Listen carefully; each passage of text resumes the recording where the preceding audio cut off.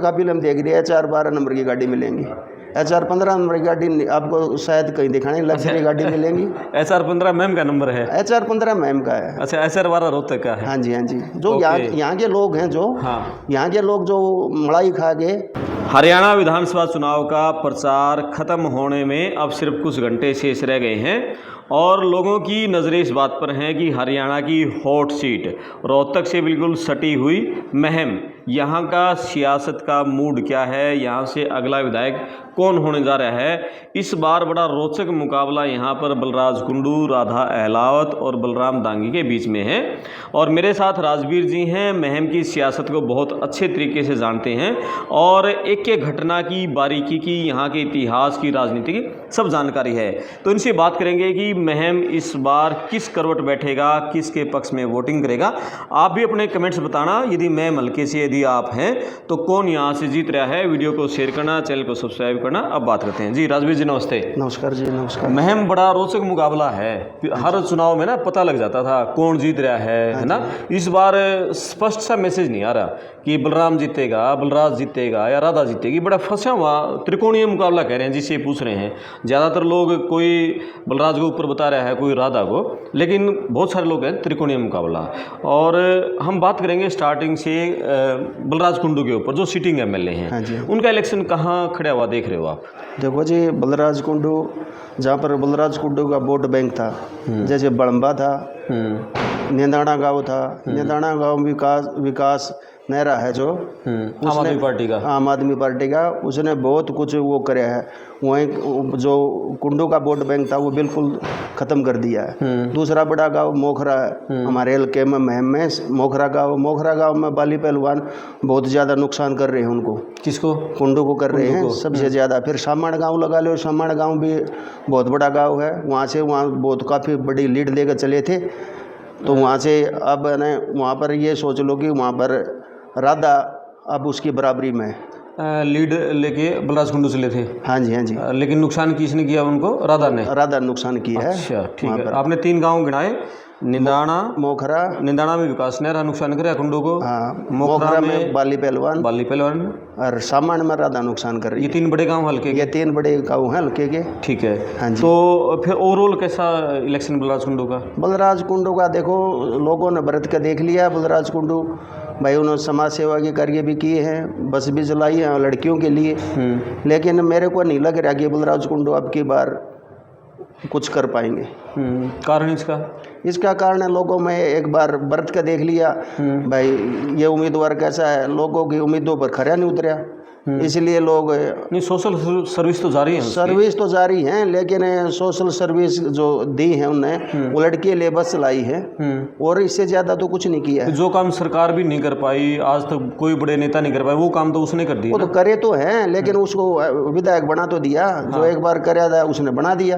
अब आगे देखते क्या होगा। बने जब विधायक नहीं बनेगा तो कैसे करेगा? अच्छा। फिर देखते हैं, फिर समाज सेवा में जुड़े रहेगा, नहीं जुड़ा रहेगा। पिछली बार के मुकाबले इस बार उनका चुनाव क्या जी? पिछली बार के मुकाबले उनका चुनाव इस बार? आपके बार तो बहुत डाउन है जी, उनका चुनाव डाउन है। हाँ जी। ठीक है। और कोई कारण, मान लिया ये 3 तो डेंट आपने बता दिए, ये 3 तो डेंट लगे, इसके अलावा और कोई कारण जिसके चलते उनका नुकसान? उसका नुकसान यही है, लोगों में समाज सेवा कर रहे थे, लेकिन लोगों ने व्रत लिया, विधायक बढ़ा दिया। हाँ। अब तो मेरे को तो नहीं लग रहा है क्या नाम है कि वो इलेक्शन जीत जाएगा। और इसका जो कांग्रेस के बलराम दांगी हैं, इनका इलेक्शन? ये तो जी भूपेंद्र हुड्डा, दीपेंद्र हुड्डा जी के नाम से वोट मांग रहे हैं। अगर भूपेंद्र दीपेंद्र का नाम से होते नहीं होते तो इनकी जबान जब्त होती। अच्छा। हाँ जी। नहीं, इतना तो रसूख है, पुराने नेता हैं। चलो कोई ना पुराना नेता है, लेकिन लोगों में यहाँ पर टिकटार्थी भी हैं जो कांग्रेस की जो टिकट मांग रहे थे। क्या एक बलराम दांगी है, क्या वो था क्या नेता, भाई उसको टिकट दे दी। इससे लायक तो और भी बड़े हैं, प्रोफेसर भी हैं यहाँ पर जो टिकट मांग रहे थे। 2 प्रोफेसर टिकट मांग रहे थे। सामण गांव से मनोज शिवाच मांग रहे थे, यहाँ गिल साहब मांग रहे थे खरेटी से। यानी 28 कैंडिडेट थे। राजवीर सामणिया भी सामण गांव से मांग रहे थे टिकट। क्या पार्टी नेतृत्व का ये नहीं लगा क्या नाम है, इससे भी कोई लायक महम 24 में होगा? क्या एक विधायक का बेटा ही विधायक बन सकता है? ये बड़ी चर्चाएं हैं इस इलाके में ना। हाँ जी, हाँ जी। ये विधायक का बेटा विधायक है। आनंद सिंह दांगी ने जो शुरू में इलेक्शन लड़ा था वो एक परिवारवाद के खिलाफ लड़ा था। ये अगर चौटाला परिवार है, चौटाला परिवार रहेगा। तो लोगों ने बाद में भी ये टिकट का टाइम कहा था, तो आनंद सिंह दांगी जी ने ये कहा था कि एक जमींदार का बेटा तो हल जोतेगा, एक पॉलिटिशियन का बेटा पॉलिटिकल करेगा। राजनीति का बेटा राजनीति करेगा, राजनीतिज्ञ का बेटा है। हाँ जी, हाँ जी। अच्छा, तो ये अभी किसी गांव में स्टेटमेंट आई है उनकी है? नहीं, स्टेटमेंट नहीं है, तो उसकी फुटेज भी मिल जाएंगी आपको, बाइट भी मिल जाएंगी आनंद सिंह दांगी की। तो किस तरह का फिर चुनाव बलराम का? मैं अपने नज़रिए से नहीं देख रहा। अगर भूपेंद्र हुड्डा जी, दीपेंद्र हुड्डा जी नहीं आते यहाँ पर, तो शायद उनकी जमान जब्त होती अब की बार। अच्छा, हाँ, उनके पास तो वही लोग हैं जो चेहरा दिखाने वाले, जो HR 12 नंबर की गाड़ी लेते हैं, यहाँ पर महम आते हैं, अपने भाई को तो जमीन 45,000 रुपये ठेका देते हैं, और जमीन का रेट होता है 40,000 रुपये। भाई को 45 देते हैं, फिर वोट मांगने के टाइम, ठगने के टाइम यहाँ जाते हैं, भाई को कहते हैं वोट देना। भाई किस लिए वोट देगा जब वो जमीन 40,000 में ठेका जा रही है और वो 45 में दे रहे, वो क्या अपना फायदा नहीं उठा रहे? आप देख लीजिए पूरे काफिले में, बलराम दांगी के पूरे काफिले में देख रही HR 12 नंबर की गाड़ी मिलेंगी, HR 15 नंबर की गाड़ी आपको शायद कहीं दिखाने लग्जरी गाड़ी मिलेंगी। HR 15 मैम का नंबर है? HR 15 मैम का है। अच्छा, HR 12 रोहतक का है। हाँ जी, हाँ जी। जो यहाँ के लोग हैं, जो यहाँ के लोग जो मलाई खा के आनंद सिंह दांगी के साथ जो गाँव के 4-5 दौड़ पोस होते हैं, उन्हीं के साथ घिरे रहते हैं। अच्छा। और आपको कोई न कहीं जमींदार, कहीं मजदूर उनके साथ गले लगता नहीं मिलेगा। तो 4 बार का विधायक आनंद सिंह दांगी हैं, 3 बार की हैट्रिक रही उनकी, 5 में, 9 में, 14 में, तो उनका पर्सनल वोट बैंक भी तो होगा। आप तो ये कह रहे हैं नहीं, पर्सनल वोट सारी बार थोड़ा रहेगा। हाँ, आप ये सोचो, पीढ़ी दर पीढ़ी, पहले मेरे फादर होते थे साथ, लगा लो मेरे फादर होते थे, मेरे दादा होते थे, वो दादा फादर सभी एक साथ थोड़े रहते हैं। बिल्कुल बिल्कुल। लोगों के महत्वाकांक्षा भी होती है कुछ। ठीक है, चलो तीसरा आप कैंडिडेट है राधा अहलावत, उनका इलेक्शन कैसे देख रहे हो? देखो जी, राधा अहलावत है ना, बहुत ज़्यादा वो कुछ है। राधा एक नारी है, यहाँ शायद मैम के इतिहास में पहली बार इलेक्शन एक नारी महिला इलेक्शन लड़ रही है। तो मैं तो ये सोचता हूँ कि 3 साल से लेकर 100 साल के बूढ़े तक, हर आदमी के, हर बच्चे पे, बूढ़े पे, जवान पे एक ही नाम है राधा।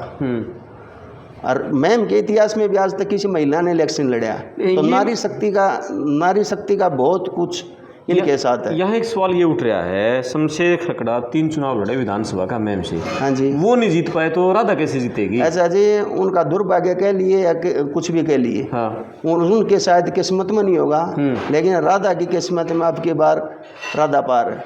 क्या कारण है उनके चुनाव की मजबूती, ऐसा क्यों गिना रहे हो फिर आप? एक अच्छी तो खिलाड़ी है, 2 साल हैंडबॉल की इंडिया की कैप्टन रह चुकी है, अवार्डी है, यानी ये बहुत कुछ उनके साथ मेडल है। अच्छा, पढ़ी लिखी एजुकेटेड है, लोगों में जाती है तो विकास की बात करती है।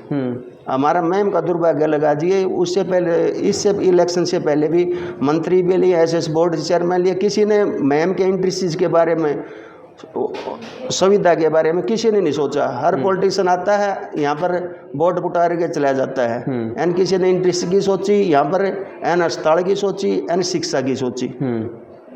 इसलिए राधा ने जो वादे करे हैं, उन वादों को खरा उतरेगी, इसलिए लोगों को उनके वादे भारे हैं।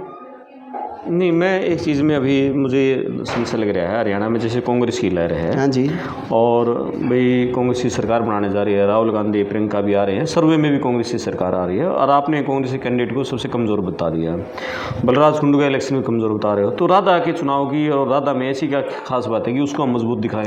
देखो जी, पंचायती उम्मीदवार है, हमारी मैम की परंपरा है, पंचायतों का जो फैसला होता है हमारे 24 चबूतरे पर, वो सर्वमान्य होता है। तो ये जो पंचायती कैंडिडेट इनको खड़ा किया था, ये पूरे पंचायत मैम 24 की पंचायत, हाँ 1-2 गांव के लोग थे? नहीं, 1-2 गांव की बात नहीं है, हमारे खरगड़ा, बड़म्बा है, महम है, यानी कि जो पंचायती होती है, उन सब ने मिलकर राधा को पंचायती उम्मीदवार घोषित किया था।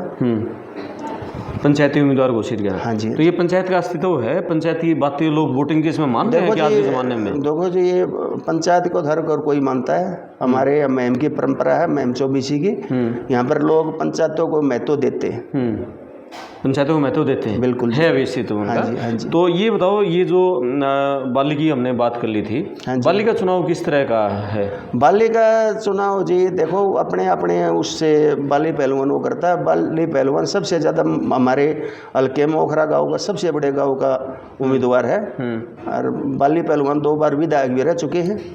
तो उनका अपने हल्के में अपने देखो जी मैं नहीं कह सकता, लेकिन लोगों में अच्छा उत्साह है उनके प्रति। और ये बीजेपी वाले दीपक हुड्डा, बीजेपी हुड्डा तो जी क्या नाम है, ये 8-7 हज़ार वोट ले जाएगा। तो ये जो बीजेपी अरे का भारी कैंडिडेट है।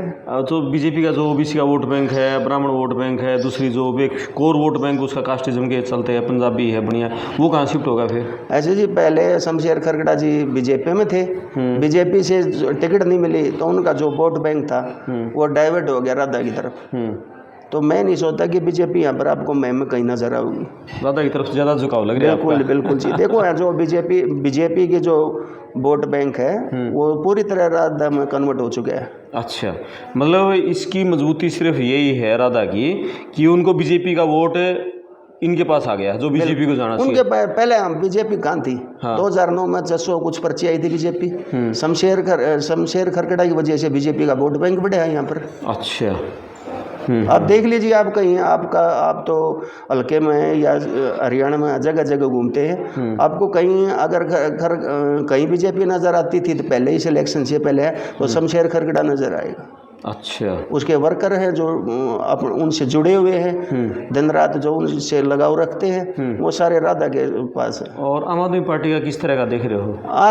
आम आदमी पार्टी का बढ़िया कैंडिडेट है विकास नेहराज, युवा है, लेकिन मैं ये सोच रहा हूँ कि नई पार्टी है, अभी उसका कोई जनार्दन बनने में टाइम लगेगा उसका। हाँ जी। तो इसका फिर मुकाबला नहीं बताया आपने, राधा का मुकाबला होगा तो किससे होगा? राधा का मुकाबला होगा तो जी क्या नाम है, मेरे हिसाब से तो कोई मुकाबला है नहीं, राधा अकेली है। अच्छा, 2 पे कौन रहेगा? बलराज कुंडू, बलराम दास? 2 पे तो या मैम 24 की जनता फैसला करेगी। अच्छा। या कि यार 4 बार बढ़ने वाले के बेटे को देखेगी या मैम के एक वो विधायक थे पहले बलराज कुंडू उसको देखेगी। ये तो जनता को फैसला करना फर्स्ट सेकंड थर्ड का। बिल्कुल, यहाँ एक तरफा आपने तो राधा का कर दिया है। नहीं मैं नहीं कर रहा। हाँ। मैं क्यों कहूँगा राधा का, आप और कहीं भी जाइए आपको पता चल जाएगा। है मतलब राधा का जोर है। हाँ बिल्कुल। उसका जोर का कारण बताया आपने, सिर्फ बीजेपी का आना और राधा की मजबूती, उसके फील्ड में एक्टिव रहना है। हाँ जी। चलो आप अपने कमेंट्स करके बताना जो राजवीर जी ने बताए हैं, मैम में रहते हैं, यहाँ की राजनीति को बारीकी से समझ रहे हैं, लोगों के बीच में लगातार जुड़ाव रहता है। तो आज हमारी बातचीत हुई तो एक बार महम का सियासी समीकरण इनसे समझने की कोशिश की और इनकी बातों में कुछ दम भी है और ये सही बातें हैं कि जो भूपेंद्र हुड्डा परिवार है यहाँ लगातार चक्कर काट रहा है, उसी के चलते कांग्रेस को वोट मिल रहे हैं, अन्यथा यहाँ जो कांग्रेस का कैंडिडेट है उसकी छवि पर लोग यहाँ प्रश्न चिन्ह खड़ा कर रहे हैं। तो आप अपने कमेंट्स लिखना, वीडियो को शेयर करना, चैनल सब्सक्राइब करना। मैं आपका दोस्त क्रमपाल, धन्यवाद। धन्यवाद राजवीर जी, धन्यवाद जी। थैंक यू, नमस्कार।